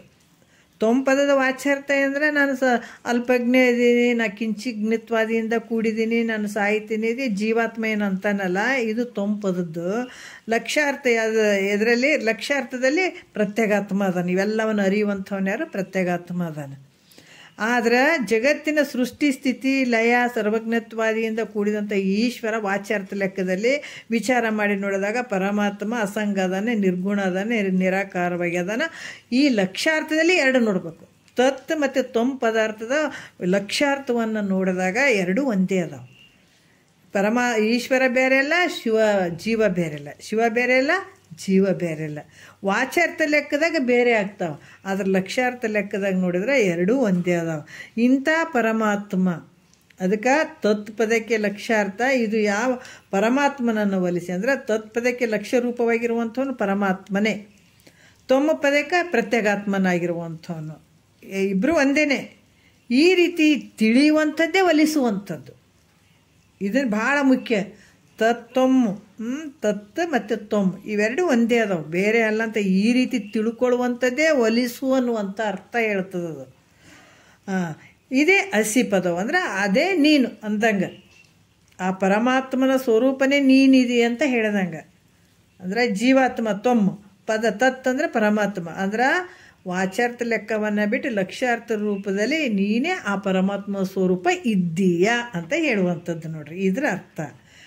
ಅದಕ್ಕೆ ಈ ಪ್ರಕಾರ ಲಕ್ಷ್ಯಾರ್ಥದಲ್ಲಿ ಅಭೇದ ಐತೆ, ಲಕ್ಷ್ಯಾರ್ಥದಲ್ಲಿ ಭೇದ ಇಲ್ಲ. ಈ ಶಿವನು ಬೇರೆ ಅಲ್ಲ, ಜೀವನು ಬೇರೆ ಅಲ್ಲ. ಅದರ ವಾಚ್ಯಾರ್ಥದಲ್ಲಿ ಮಾತ್ರ ಭೇದ ಕಂಡು ಬರ್ತದೆ ಅಷ್ಟೇ. ಅದು ಯಾವುದಂದ್ರೆ ಪರಮಾತ್ಮನು ಈ ನಾನಾ ರೀತಿಯಿಂದ ಸರ್ವಜ್ಞತ್ವದಿಂದ ಕೂಡಿದ್ದೀನಿ ಅಂತ ಈತ ಅಂದ್ಕೊಂಡಿರ್ತಾನೆ, ಜೀವಾತ್ಮ ಅಲ್ಪಜ್ಞತ್ವಾದಿಂದ ಕೂಡಿನಂತ ಈತ ಅಂದ್ಕೊಂಡಿರ್ತಾನೆ. ವಿಚಾರ ಮಾಡಿ ನೋಡಿದ್ರೆ ಲಕ್ಷ್ಯಾರ್ಥದಾಗ ಇವರಿಬ್ಬರು ಬೇರೆ ಬೇರೆ ಅಲ್ಲ.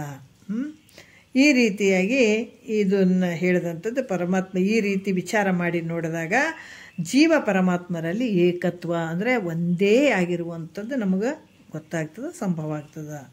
ಇಲ್ಲಂದ್ರೆ ಸಂಭವ ಆಗಂಗಿಲ್ಲ ಅಂತ ಹೇಳ್ತಾರೆ. ಯಾಕಂದರೆ ಪರಮಾತ್ಮಲ್ಲಿ ಏಕತ್ವ ಸಂಭವಿಸುವುದಿಲ್ಲ ಎಂಬ ಶಂಕೆ ಮಾಡಿದರು. ಇಲ್ಲಿ ಕೂಡ ಕೆಲವೊಂದು ಹೇಳ್ತಾರೆ, ವಿಚಾರಗಳನ್ನು ಹೇಳ್ತಾರೆ. ಪರಮಾತ್ಮನ ಅಸಂಸಾರಿ ಅದಾನ, ಜೀವಾತ್ಮನು ಸಂಸಾರಿ ಅದಾನ, ಪರಮಾತ್ಮನ ನಿತ್ಯ ಮುಕ್ತ ಅದಾನ, ಜೀವಾತ್ಮನು ಬದ್ಧನೂ ಅದಾನ, ಪರಮಾತ್ಮನ ಕರ್ಮಫಲದಾತನೂ ಅದಾನ, ಜೀವಾತ್ಮ ಕರ್ಮಫಲ ಭೋಕ್ತ ಅದಾನ. ಈ ರೀತಿ ವಿರೋಧ ಧರ್ಮಗಳಿಂದ ಕೂಡಿದ ಜೀವ ಪರಮಾತ್ಮರಲ್ಲಿ ಏಕತ್ವ ಹೇಗೆ ಸಂಭವ ಆಗ್ತದ, ಸಂಭವಿಸುವುದಿಲ್ಲ ಅನ್ನುವಂಥ ಶಂಕೆ ಮಾಡಿದರೆ ವಾಚಾರ್ಥ ಲೆಕ್ಕದಾಗ ನೋಡಿಬಿಟ್ಟು ಇದು ಈ ಧರ್ಮಗಳಿಂದ ಕೂಡಿದಂಥ ಒಂದು ಪರಮಾತ್ಮ ಜೀವಾತ್ಮ. ಯಾಕಂದ್ರೆ ಕರ್ಮಫಲದಾತ ಪರಮಾತ್ಮದಾನ, ಕೇಳಿದಂಥವ್ರಿಗೆ ಕೇಳಿದನ್ನು ಕೊಡುವಂಥದ್ದದ. ಈತ ಏನದನ ಜೀವಾತ್ಮ ಕರ್ಮ ಫಲವನ್ನು ಉಣುವಂಥವು ಅದಾನ. ಮತ್ತು ಇವರಿಬ್ಬರು ಹೆಂಗೆ ಒಂದಾಗ್ತಾರೆ ಅಂತಲ್ಲಿ ಶಂಕ ಬಂದರೂ ಕೂಡ ಇಲ್ಲಿ ವಿಷಮ ಸಂಸಾರ ಇದು ಕನಸಂತಾರಿ ಅಂತ ಹೇಳ್ತಾರೆ. ಈಗ ಹೇಳ್ತಾರೆ ನೋಡ್ರಿ, ವಿಷಮ ಸಂಸಾರ. ಯಾಕಂದ್ರೆ ಪರಮಾತ್ಮ ಜೀವಾತ್ಮರಲ್ಲಿ ತೋರ್ತಕ್ಕಂಥವೇನದಾವ, ಈ ಸರ್ವಜ್ಞತ್ವ ಮತ್ತು ಸರ್ವಜ್ಞತ್ವ ಈಶ್ವರನ ಬಳಿ ತೋರ್ತದ, ಅಲ್ಪಜ್ಞತ್ವ ಅಂತ ಇವ ಜೀವಾತ್ಮನ ಬಳಿ ತೋರ್ತದ, ಕರ್ತೃತ್ವ ಭೋಕ್ತೃತ್ವ, ಈ ನಿತ್ಯ ಮುಕ್ತತ್ವ ಬದ್ಧತ್ವ ಇವೆಲ್ಲ ಏನು ತೋರ್ತಾವ, ಈ ಮೊದಲಾದ ವಿಷಮ ಸಂಸಾರ ಇದು. ಇದು ಹೆಂಗದಂತಂದ್ರೆ ಒಂದ್ರಾಗ ಒಂದಿಲ್ಲ, ಮತ್ತು ಭಿನ್ನ ಭಿನ್ನವಾಗಿರುವಂಥದ್ದು. ಇದು ಮಾಯೆ ಮತ್ತು ಅವಿದ್ಯೆಗಳ ಉಪಾಧಿ ಮೂಲಕ ಇದೆಲ್ಲ ತೋರಕತ್ತದ. ಒಂದಲ್ಲ ಎರಡಲ್ಲ, ನಾನಾ ರೀತಿಯಿಂದ ತೋರಕತ್ತೇವೆ. ಎದರಿಂದ ತೋರಕತ್ತೇವ? ಮಾಯಲ್ಲಿ ಬಿದ್ದು ಈಶ್ವರ ಆ ಗದ್ದಲ ಮಾಡ್ಯದ, ಆ ಅಂತಃಕರಣದಲ್ಲಿ ಬಿದ್ದು ಈತ ಜೀವಾತ್ಮ ಈ ಗದ್ದಲ ಮಾಡ್ಯದ. ಇದು ಯಾವ ರೀತಿಯಿಂದ ಆಗ್ಯದಂತಂದರೆ ಈ ವಿಷಮ ಸಂಸಾರ, ಈ ಮಾಯ ಅವಿದ್ಯೆಯಿಂದ ಕೂಡಿದಂಥದ್ದೇ ದೊಡ್ಡ ವಿಷಮ ಸಂಸಾರ ಇದು. ಈ ರೀತಿ ತೋರೋದ್ರಿಂದ ಇದು ಸ್ವಪ್ನದಂಗೆ ಮಿಥ್ಯ ಅಂತ ತಿಳ್ಕೊ. ಇಲ್ಲಿ ಈಶ್ವರ ಮಾಡುವಂಥ ಕೆಲಸಗಳು ಮತ್ತು ಜೀವನದಿಂದ ಆದಂಥ ಕೆಲಸಗಳು ಇವೆಲ್ಲ ಏನದವ ಸ್ವಪ್ನ ಅಂತ ತಿಳ್ಕೊ. ಈ ಜಗತ್ತೇನು ಕಾಣ್ತದಲ್ಲ, ತೋರುವಂಥ ದೃಶ್ಯವಾದಂಥ ಜಗತ್ತು, ನೀ ಮಾಡುವಂಥ ಸಂಸಾರ, ಏನು ಸಾಯ್ತೀನಿ, ನಾ ಹುಟ್ಟುತ್ತೀನಿ, ನನಗೆ ಹಂಗಾಯ್ತು ಹಿಂಗಾಯ್ತು ಅಂತ ನೀ ಕುಂತಿದ್ದಿ. ಈ ಜಗತ್ತಿನಲ್ಲಿ ಕಾಣುವಂಥ ದೃಶ್ಯ ಪ್ರಪಂಚ ಇವೆಲ್ಲ ಮಿಥ್ಯೆ ಅದಾವ, ಕನಸಿದ್ದಂಗೆ ಐತೆ ಅಂತ ಹೇಳ್ತಾರೆ ನೋಡ್ರಿ. ಹಿಂಗಾಗಬೇಕು, ಕನಸು ಬಂದರೆ ನಾವು ಸತ್ಯ, ಕನಸು ಮಿಥ್ಯ ಅಂತ ತಿಳ್ಕೊತೀವಲ್ಲ ಎಚ್ಚರದಾಗ. ಈಗೇನು ನಾವು ಇದೇ ಸತ್ಯ ಅಂತ ಜೀವ ಇರೋವರೆಗೆ ಇದು ಸತ್ಯ ಐತ್ರಿ ಅಂತ ನಾವೇನು ಭಾಳ ಖುಷಿಯಿಂದ ಮಾಡ್ತೀವಲ್ಲ, ಇದು ಮೋಸನೇ ನಡೆದದಿಲ್ಲಿ. ಹೆಂಗೆ ನಡೆದಂದ್ರೆ ಇದು ಕಾಣುವಂಥದ್ದು ಹೆಂಗದು, ಇದು ಸತ್ಯ ಅಲ್ಲ, ಇದಕ್ಕೆ ಜೋತ್ಕೊಂಡು ಬಿದ್ದಿದ್ದೀನಿ, ಇದು ಇದೇ ಸತ್ಯ ಅಂತ ಹೇಳಿ.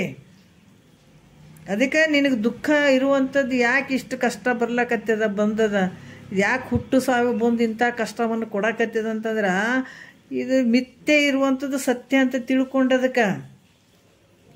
ಅದಕ್ಕೆ ಇವೇನು ತೋರಕತ್ತೇವಲ್ಲ, ಈ ಸೃಷ್ಟಿ ಸ್ಥಿತಿ ಲಯ, ಈ ಸೃಷ್ಟಿ ಒಳಗೆ ಏನು ನೋಡ್ತಿದ್ದಲ್ಲ, ಈ ದೃಶ್ಯವಾದಂಥ ಈ ಜಗತ್ತು, ಇದು ಈಶ್ವರ ಪ್ರಪಂಚ, ಜೀವ ಪ್ರಪಂಚ, ಇವೆರಡು ಮಿಥ್ಯೆ ಅದಾವ. ಇವು ಕಾಣುವಂಥ ಇದು ಕನಸು ಅಂತ ತಿಳ್ಕೊ ಅಂತ ಹೇಳ್ತಾರೆ. ಅಲ್ಲಿಗೆ ಬರಬೇಕು. ಇದು ಕನಸು ಅಂತಾನೆ, ನಾವು ಏನು ಮಾಡೋದು ಕನಸನ್ನೇ ಮಾಡ್ದಂಗೆ ಇದು. ಅದು ನೀ ಮಾತ್ರ ಜಾಗರಕ್ಕೆ ಬರಬೇಕು. ಗುರುವಾಕ್ಯವನ್ನು ಕೇಳಿ ಜಾಗರಕ್ಕೆ ಬಂದೆ ಅಂದರೆ ಈ ಕನಸು ಇದ್ದಂಗೆ ಇದೆಲ್ಲ ಅಂತ ನಿನಗೆ ಬರ್ತದೆ. ಈ ಸ್ವಪ್ನದಂತೆ ಮಿಥ್ಯ ಅಂತ ತಿಳ್ಕೊಳಪ್ಪ. ಮತ್ತು ಗಂಭೀರ ಸುಖದೊಳರೆಂದು ಅರ್ಪುವ ಅಂದ್ರೆ ಗಂಭೀರ ಸುಖ ಅಂದರೆ ಶ್ರೇಷ್ಠವಾದಂಥ ಸುಖ ಅಂತ ಹೇಳ್ತಾರೆ ಅವರು. ಅದಕ್ಕೆ ಮತ್ತು ಹಿಂದೂ ಅಂಥ ಸುಖ ನೋಡಿಲ್ಲ, ಮುಂದೂ ಎಂಥ ಸುಖ ಅಂತಂದ್ರೆ ಅದು ಮತ್ತು ಅದು ಮುಂದೆ ಮತ್ತೆ ಇನ್ನೊಂದು ಬೇಕೇನಂತ ಬಯಸುವಂಥದ್ದೇ ಇಲ್ಲ ನೋಡ್ರಿ. ಇದೇನು ಸುಖ ಆಯಿತು ಅಂತಂದರೆ ಹೆಂಗಂತಂದ್ರೆ ಜೀವ ಪರಮಾತ್ಮರ ಅಭೇದ ನಿಶ್ಚಯ ಜ್ಞಾನ ಉಳ್ಳಂಥವನು ಯಾವಾಗ ಆಗ್ತಿದೆ ಅಂತಂದ್ರೆ ಅದು ಎಲ್ಲಕ್ಕಿಂತ ಶ್ರೇಷ್ಠವಾದಂಥ ಸುಖ. ಮತ್ತು ಮುಂದೆ ಐತೇನ್ರಿ ಸುಖ ಅಂದ್ರೆ ಇಲ್ಲ, ಏನಿಲ್ಲ, ಮುಗೀತು, ಇಲ್ಲಿಗೆ ಸ್ಟಾಪ್. ಬಂದು ಸಮುದ್ರಕ್ಕೆ ಸೇರಿ ಬಿಟ್ಟಿವಂತ ಅಂದಂಗಿದೆ ಅರ್ಥ. ಮತ್ತು ಸಮುದ್ರಕ್ಕೆ ಸೇರಿದಂಥ ನದಿ ಏನಾಗ್ತದೆ, ಸಮುದ್ರಕ್ಕೆ ಸೇರಿಬಿಡ್ತದೆ. ಎಲ್ಲಿ ಅಷ್ಟು ಕಷ್ಟಪಟ್ಟು ಬಂದು ಸಮುದ್ರಕ್ಕೆ ಸೇರಿಬಿಡ್ತಲ್ಲ. ಅದ್ರಾಗ ನಿನಗೆ ಈ ಜಗತ್ತಿನೊಳಗೆ ಏನು ಸುಖಗಳು ಆನಂದ ಇವೆಲ್ಲ ತೋರ್ತಾವಲ್ಲ, ಅವೆಲ್ಲ ಸುಖಗಳಿಗಿಂತ ಈ ಜೀವ ಪರಮರ. ಅದಕ್ಕೆ ಈ ಜೀವ ಪರಮರ ಅಭೇದ ಸ್ಥಿತಿ. ಜೀವಾತ್ಮನೇ ಇಲ್ಲಿ ಪರಮಾತ್ಮನ ಮಾಡಕ್ಕೆ ಹೊಂಟನ ಗುರುನಾಥ. ಏನು ನಾವು ಹೊತ್ಕೊಂತ ಕುಂತೀವಿ, ನಾವು ಕಿಂಗ್ ಸಣ್ಣ ಅದೀನಿ, ನಾನು ಕಿಂಗ್ ಅದೀನಿ ಕಂಗ್ ಅದೀನಿ ಅಂತ ಏನು ಕೂತ್ಕೊಂಡಿವಲ್ಲ ನೋಡ್ರಿ, ಗುರು ವಾಕ್ಯ ಹೆಂಗೆ ಮಾಡ್ತದ, ಪರಮಾತ್ಮನಾಗಿ ಮಾಡಿಬಿಡ್ತದೆ. ಇದು ಸಾಮಾನ್ಯ ಅಂತ ತಿಳ್ಕೊಂಡ್ರೇನ, ಬ್ರಹ್ಮವನ್ನು ತಿಳ್ಕೊಳಕ್ಕೆ ಹೋದ ಬ್ರಹ್ಮನೇ ಆಗಿಬಿಡ್ತಾನೆ, ಪರಮಾತ್ಮನ ತಿಳಿಯುವಂಥ ಪರಮಾತ್ಮನೇ ಆಗಿಬಿಡ್ತಾನೆ. ಅಂಥ ಶಕ್ತಿ ಐತಿಲ್ಲಿ. ಅದಕ್ಕೆ ಗಂಭೀರ ಸುಖದೋಳಿರಿ ಎಂದು ಅರುಪುವ ಗಂಭೀರ. ಅದು ಯಾವ ರೀತಿ ಅಂತಂದ್ರೆ, ಈ ಜೀವ ಪರಮಾತ್ಮರ ಅಭೇದವಾದಂಥ ನಿಶ್ಚಯ ಜ್ಞಾನ ಯಾವಾಗ ಆಯಿತು, ಅದು ಎಲ್ಲಕ್ಕಿಂತ ಶ್ರೇಷ್ಠವಾದಂಥ ಸುಖ. ಮತ್ತು ಮುಂದೆ ಯಾವಾರ ಸುಖ ಅದಾವೇನಂದ್ರೆ ಇಲ್ಲ, ಮುಂದೆ ಅದಕ್ಕಿಂತ ಮುಂದೆ ಸುಖಗಳು ಅಂಥವು ಇಲ್ಲವೇ ಇಲ್ಲ. ಮತ್ತು ಈ ದೊಡ್ಡ ಸುಖನೇ ಇಲ್ಲಿ ಆಗಿಬಿಟ್ಟಾಗ ಇನ್ನು ಅದಕ್ಕೆ ಎಲ್ಲ ಸುಖಗಳು ಅದ್ರಾಗ ಅಂತರ್ಗತ ಆಗಿರುವಂಥ ಹೊರತಾಗಿ ಇದಕ್ಕಿಂತ ಹೆಚ್ಚಿನ ಸುಖ ಬೇರೆ ಯಾವುದು ಇಲ್ಲವೇ ಇಲ್ಲ. ಅಂಥ ಸುಖದಲ್ಲಿರಿ ಎಂದು ಉಪದೇಶ ಮಾಡ್ತಕ್ಕಂಥವ್ನು ಯಾರು? ಶ್ರೀ ಗುರು. ಅದಕ್ಕೆ ಅಂಥ ಶ್ರೀ ಗುರುವಿನ ವಚನೋಪದೇಶವನ್ನು ಆಲಿಸಿದಾಗಳಹುದು. ಅಂಥ ಗುರು ಇದು ಎಲ್ಲ ಹೇಳ್ತಾನೆ ನೋಡ್ರಿ, ಹಿಂಗೆ ಹೇಳ್ಬೇಕೆಲ್ಲ. ಹೇಳಿದಾಗ ನಿನಗೆ ಮೋಕ್ಷ ಆಗ್ತದೆ, ಮುಕ್ತಿ ಆಗ್ತದೆ, ನಿನಗೆ ಅರ್ಥ ಆಗ್ತದೆ, ಹಿಂಗೆ ಹೋಗಪ್ಪ ಅಂತ ಹೇಳಕತ್ತೇನತ್ತ. ಅಂಥ ಸದ್ಗುರು ಹೇಳಿದಂಥ ವಾಕ್ಯ ಕೇಳಿದಾಗ ಅಂಥ ಆನಂದವನ್ನು ನೀನು ಪಡ್ಕೊಳ್ತೀರಿ ಇದೇ ಜನ್ಮದಲ್ಲಿ. ಇದು ಬಿಟ್ಟು ಅಂದರೆ ನೀ ಎಲ್ಲವನ್ನು ಕಳ್ಕೊಂಡಾಗ ನೋಡ್ರಿ. ನಾವೆಲ್ಲ ಕಳ್ಕೊಂಡಿಲ್ರಿ, ಮನಾರ್ ಗಳಿಸೀವಿ ಮಾಡೀವಿ ಅಂತ ಹೇಳ್ತೀವಿ. ಖರೆ ವಿಚಾರ ಮಾಡಿ ನೋಡಿದ್ರೆ ನಾನು ಯಾರು ಇದ್ದೀನಿ ಅಂತ ಗುರು ಮುಖಾಂತರ ತಿಳಿಲಿಲ್ಲ ಅಂದ್ರೆ ಇದು ಜನ್ಮನೇ ಬರಿಬಾದ, ಏನಿಲ್ಲ ನೋಡ್ರಿ, ಅದಕ್ಕೂ ಬರಂಗಿಲ್ಲ. ಎಲ್ಲಕ್ಕಿಂತ ಕನಿಷ್ಠ ಆಗಿಬಿಡ್ತದೆ ಶರೀರ. ಇದು ತಿಳ್ಕೊಳ್ಳಿಲ್ಲ ಅಂದ್ರೆ ಇದಕ್ಕೆ ಬೆಲೆನೇ ಇಲ್ಲರಿ, ಬೆಲೆನೇ ಇಲ್ಲ ಇದಕ್ಕೆ. ಸುಮ್ಮ ಬಂದಂಗೆ ವಾದಂಗಿದೆ ಅಷ್ಟೇ ಹೊರತಾಗಿ ಬರಿಬಾದಾಗ್ತದೆ. ಇದಕ್ಕೆ ಬೇರೆ ಏನೇನೇನೇನು ಇಲ್ಲ. ಇದಕ್ಕೆ ಏನು ಮಾಡಿದರೆ ಬೇಕಾದಂತೆ ಅದಕ್ಕೆ ಹೇಳ್ತಾರೆ ಅವರು. ಏನು ಇದು ಒಂದು ವಿಚಾರ ಹೇಳ್ತಾರೆ. ಯಾಕಂದ್ರೆ ನಿಗಮಾಗಮವನ್ನು ಓದಿ ಸುಗುಣ ಸಂತತಿ ಗುಡಿ ಜಗದೊಲ್ಲ ವಾತು ತನ್ನ ಬಗೆಯನಾರಯ್ಯದಿರೆ. ಜಗತ್ತಿನ ಜನ ಎಲ್ಲರೂ ನನಗೆ ಹೌದೌದು ಅನ್ನಕತ್ತೇರಿ. ನನಗೆ ಎಂಥ ಒಂದು ಶ್ರೀಮಂತ ಅದನ, ಎಂಥ ಒಂದು ದೊಡ್ಡ ರಾಜ ಅದಾನ, ಯಾರು ಅದಾರ ಅಂದರೂ ಕೂಡ ಬರಿಬಾದ್ರಿ. ಇದು ತಿಳ್ಕೊಳ್ಳಿಲ್ಲ ಅಂತಂದ್ರೆ ಯಾತಕ್ಕೆ ಬರಂಗಿಲ್ಲ ಜನ್ಮ.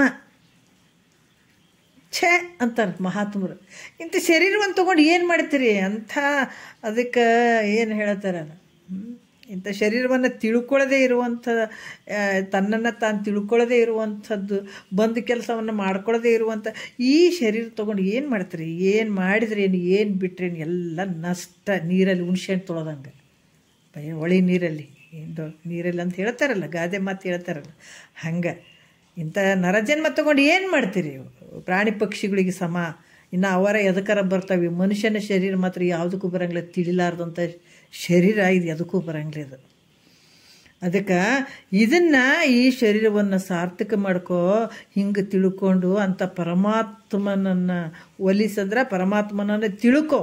ಯಾರು ಪರಮಾತ್ಮ? ಅದಕ್ಕೆ ಜೀವ ಬೇರೆ ಅಲ್ಲ, ಪರಮಾತ್ಮ ಬೇರೆ ಅಲ್ಲ, ಅದೇ ಸ್ವರೂಪನೇ ನೀನಿದೀಪ.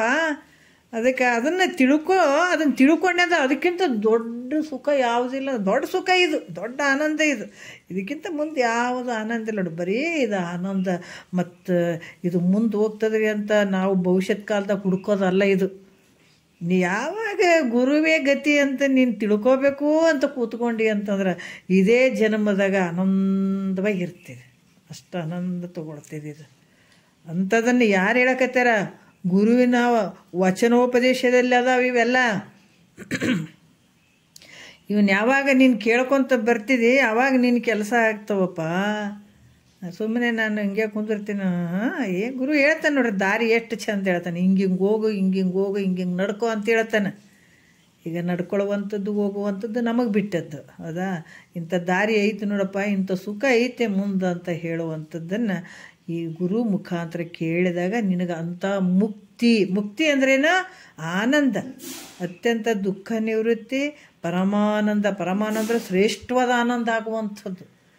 ಯಾವಾಗ ಜೀವ ಮತ್ತು ಪರಮಾತ್ಮರನ್ನು ನಾವು ಅಲ್ಲಿ ಏನಂತಂದ್ರೆ ಅಭೇದ ಸ್ಥಿತಿಯಲ್ಲಿ ಆ ನಿಶ್ಚಯ ಜ್ಞಾನ ನಮಗಾಯ್ತಂದ್ರೆ ನಮಗಾಗಂತ ಏನು ಈ ದುಃಖ ಐತಲ್ಲ, ಜನನ ಮರಣ ಅನ್ನುವಂಥ ದುಃಖ, ಹಲವಾರು ದುಃಖಗಳು, ಒಂದಲ್ಲ ಎರಡಲ್ಲ. ಮುಂದೆ ಹಂಗೆ ಕೇಳ್ತಾನೆ ನೋಡ್ರಿ ಶಿಷ್ಯ.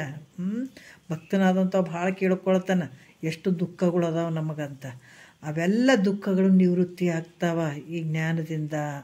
ಅದಕ್ಕೆ ಯಾವಾಗ ಜೀವ ಪರಮಾತ್ಮನ ಅಭೇದ ಜ್ಞಾನ ನಿಶ್ಚಯ ಆಯಿತು, ಎಲ್ಲಕ್ಕಿಂತ ಶ್ರೇಷ್ಠವಾದಂಥ ಸುಖ ಐತೆ. ಅಂಥ ಸುಖದಲ್ಲಿರುವಂಥ ಉಪದೇಶ ಮಾಡುವಂಥ ಶ್ರೀ ಗುರು ವಚನವನ್ನು ಕೇಳಿದಾಗ ನಿನಗೆ ಮುಕ್ತಿ ಆಗ್ತದೆ. ಇಲ್ಲಾಂದ್ರೆ ನಾನು ಬರೀ ಸುಮ್ಮನೆ ಕುಂತೆ, ನಾ ಏನು ಕೇಳಲೇ ಇಲ್ಲರಿ, ನಮ್ಮ ಅಪ್ಪ ನನಗೆ ದೀಕ್ಷಾ ಉಪದೇಶ ಕೊಟ್ಟುಬಿಟ್ಟಾನ, ನಮ್ಮ ಮನೆಗೆ ಕುಂತೀನಿ ಕೇಳಂಗಿಲ್ಲಂದ್ರೆ ಯಾವ ಜನ್ಮಕ್ಕೂ ನಿನಗೆ ಮುಕ್ತಿ ಅನ್ನುವಂಥದ್ದು ಆಗಂಗಿಲ್ಲ. ಉಪದೇಶ ತೊಗೊಂಡ ನಂತರ ಇದನ್ನೇನು ತಿಳ್ಕೊಳಕ್ಕೆ ಪ್ರಯತ್ನ ಮಾಡಬೇಕು. ಹೌದಾ? ಸಾಲಿಗೆ ಹೆಸರು ಹೆಚ್ಚಿಬಿಟ್ಟು ಮನೆಗೆ ಕೂತ್ಕೊಂಡ್ರೆ ಹುಡುಗರೇ ಪಾಸ್ ಆಗಂಗಿಲ್ಲ. ಇನ್ನು ನಾವು ಉಪದೇಶ ತೊಗೊಂಡು ಇದನ್ನು ವಿಚಾರ ಮಾಡ್ಲಾರ್ದ ಸುಮ್ಮನೆ ಕುಂತೀವ್ರಿ, ಹಂಗೆ ಮನ್ಯಾಗ ನಾವೇನು ಕೇಳಂಗಿಲ್ಲ ರೀ, ಆಯ್ತು ರೀ ಉಪದೇಶ ಆಗಿದೆ ನಮ್ಮ ಮುಕ್ತಿ ಆಗ್ಯದ ಅಂತ ಅಲ್ಲ. ಅದು ಮುಕ್ತಿ ಅಲ್ಲದು, ಹೆಸರು ಹಚ್ಚಿದಂಗೆ. ಮುಕ್ತಿಯನ್ನು ಪಡ್ಕೊಳಕ್ಕೆ, ಶ್ರೇಷ್ಠವಾದ ಆನಂದವನ್ನು ಪಡ್ಕೊಳಕ್ಕೆ ಸಾಲಿಗೆ ಹೆಸರು ಹಚ್ಚಿದಂಗೆ ಅದು ಉಪದೇಶ. ಗುರು ನೋಡಪ್ಪ ನೀನು ಯೋಗ್ಯ ನೀದಿ ಮುಕ್ತಿಯನ್ನು ಪಡ್ಕೊಳಕ, ಇನ್ನು ಮುಕ್ತಿ ಮಾರ್ಗದಾಗ ನಡಿ ಅಂತ ನಿನಗೆ ತಲೆ ಮೇಲೆ ಕೈ ಇಡ್ತಾನೆ ಹೆಸರು ಹಚ್ಚಿದಂಗೆ. ಇನ್ನು ನೀನು ಕುಂತು ಇದನ್ನೆಲ್ಲ ಮಾಡ್ಕೋಬೇಕು, ಅದನ್ನು ಬಿಡಬೇಕು. ಉಪದೇಶ ತೊಗೊಂಡ ಮೇಲೆ ಸಂಸಾರದ ಮೇಲೆ ಏನು ಉಪದೇಶ ಅಂದ್ರೆ ಏನು? ಸಂಸಾರದ ಮೇಲೆ ಏನು ಇಟ್ಟು ಗಟ್ಟಿಯಾಗಿ ಹಿಡ್ಕೊಂಡು ಕುಂತಿದ್ದೆಲ್ಲ, ಗುರು ಯಾವಾಗ ನಿನಗೆ ಉಪದೇಶ ಕೊಟ್ಟ ಅಂತಂದ್ರೆ ಸ್ವಲ್ಪ ಆ ಕಡೆ ಕಡಿಮೆ ಮಾಡು, ಮನಸ್ಸನ್ನು ಕಡಿಮೆ ಮಾಡಿ ಗುರು ಹೇಳಿದ ಕಡೆ, ಗುರು ವಾಕ್ಯದ ಕಡೆ ನೀ ಗಮನ ಇಟ್ಟು ಆ ಪ್ರಕಾರ ನೀನು ನಡ್ಕೊಂಡಿದ್ದೆ ಅಂದರೆ ಈ ಜನ್ಮದಾಗ ಪಾಸ್ ಆಗಿಬಿಡ್ತಿದ್ದಿ, ಗೆದ್ದು ಬಿಡ್ತಿದ್ದಿ, ನೀನು ಅಂಥ ಸುಖವನ್ನು ತೊಗೊಂಡ್ಬಿಡ್ತಿದ್ದಿ. ಇಲ್ಲ ರೀ ನಾವು ಇಷ್ಟೇ ರೀ ಹಿಂಗೆ ಕುಂತೀವ್ರಿ, ಮತ್ತು ಕೇಳೋದೇನು ಐತೆ ಹೇಳ್ರಿ. ಭಾಳ ಜನ ಹೇಳ್ತಾರೆ ಇಲ್ಲರಿ ಉಪದೇಶ ತೊಗೊಂಡ್ವಿ ಆಗೇ ಬಿಡ್ತಾ ಅಂತ ಬಿಡ್ತಾರೆ ಕೆಲವರು, ಮುಕ್ತಿನೇ ಆಗ್ಯದ ಅಂದ್ಕೊಂಡು ಬಿಡ್ತಾರೆ. ಹಂಗಲ್ಲ, ಹಂಗಾಗಕ್ಕೆ ಸಾಧ್ಯ ಇಲ್ಲ. ಗುರು ವಾಕ್ಯವನ್ನು ಕೇಳಿ ಅದನ್ನು ಅದೇ ಪ್ರಕಾರ ನಡ್ಕೊಂಡಾಗ ಆತ ಮುಕ್ತಿ ವಿಚಾರಗಳನ್ನು ಹೇಳ್ತಾನೆ.